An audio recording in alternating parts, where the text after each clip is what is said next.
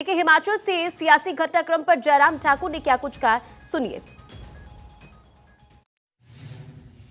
निकालने के बाद यानी कि उनकी सदस्यता रद्द करने के पश्चात फिर ये कहा जा रहा है कि अगर वो वापस आना चाहते हैं तो उनका स्वागत है। इससे बड़ा मजाक कोई हो नहीं सकता है। क्या कर रहे हैं, क्या कह रहे हैं, शायद मुख्यमंत्री इस बात को जो है वो समझ नहीं पा रहे हैं ठीक तरह से। और ऐसी परिस्थिति बनी है कि सरकार के जाने का डर लग रहा है उनको। तो देखिए, लगातार बयानों का दौर सामने है और लगातार बयान भी हम सुन रहे हैं कि किस तरह से बीजेपी भी कांग्रेस पर निशाना साधते हुए नजर आ रही है। और हमारे साथ थानेश्वर लगातार जुड़े हुए हैं। थानेश्वर, जयराम ठाकुर को भी हम सुन रहे थे और लगातार इस हिमाचल के सियासी घटनाक्रम पर प्रतिक्रियाएं सामने आ रही है।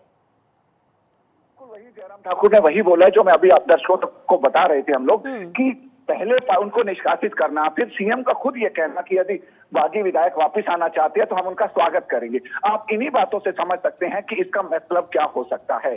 तो यानी कि जिस तरीके से बागी विधायकों को बाहर निकालकर सिर्फ एक मैसेज देने का प्रयास किया गया है कि अनुशासनहीनता बर्दाश्त नहीं की जाएगी, साथ ही साथ बागी विधायकों को मनाने की कवायद भी जारी है। इसी कवायद के तहत ही विक्रमादित्य रात को 12:30 बजे के आसपास बागी विधायकों से मुलाकात करने के लिए पंचकूला पहुंचे थे। अब वो उनसे 3.5 घंटे बैठक करना, आप समझ सकते हैं कि बाकी विधायकों से मिलने की किसी को परमिशन नहीं है। उनके मोबाइल स्विच ऑफ है, होटल को चारों तरफ से सील किया हुआ है, कोई अंदर आ जा नहीं सकता। सीआईडी के मुलाजिम 50 से ज्यादा सीआईडी के जो मुलाजिम है वो वहां तैनात है बाहर, ताकि हर चप्पे चप्पे पर हर बात पर उनके नजर रखी जा रही है। ऐसे में विक्रमादित्य उनसे मिलने जाते हैं तो आप समझ सकती हैं कि क्या खिचड़ी पक रही है। जहां तक मेरे सोर्स कह रहे हैं कि ये रिव्यू पिटीशन स्पीकर के पास आएगी, स्पीकर इसको रिव्यू पिटीशन पे एक्शन लेते हुए इन्हें वापस भी ला सकते हैं, इनकी सदस्यता को बहाल कर सकते हैं। लेकिन अभी सब कुछ डिपेंड है आज विक्रमादित्य की आला कमान से होने वाली मीटिंग पर।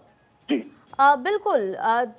जिस तरह से देखिए, बार बार ये तस्वीरें और ये खबर हम देख रहे हैं, हिमाचल प्रदेश कांग्रेस में बगावत से मुश्किलें बढ़ती हुई नजर आ रही है। बीते दिन लगा कि संकट टल गया, लेकिन जिस तरह से प्रतिभा सिंह का बयान सामने आया, उन्होंने एक बड़ा बयान देकर सबको चौंका दिया। और इस खबर पर अधिक अपडेट के साथ संवाददाता केशव भी हमारे साथ जुड़ गए। केशव, हिमाचल प्रदेश की सियासत, बीते दिन यही लगा कि अब जो संकट है, सुक्खू सरकार के ऊपर जो संकट के बादल मंडरा रहे हैं, वो कहीं ना कहीं खत्म हो गए। लेकिन प्रतिभा सिंह ने जिस तरह से बयान दिया, उन्होंने कहा कि प्रदेश पार्टी अपनी सरकार बचाने में भले कामयाब अभी हो गई, लेकिन यह संकट खत्म नहीं हुआ है। इस बयान को कैसे समझा जाए?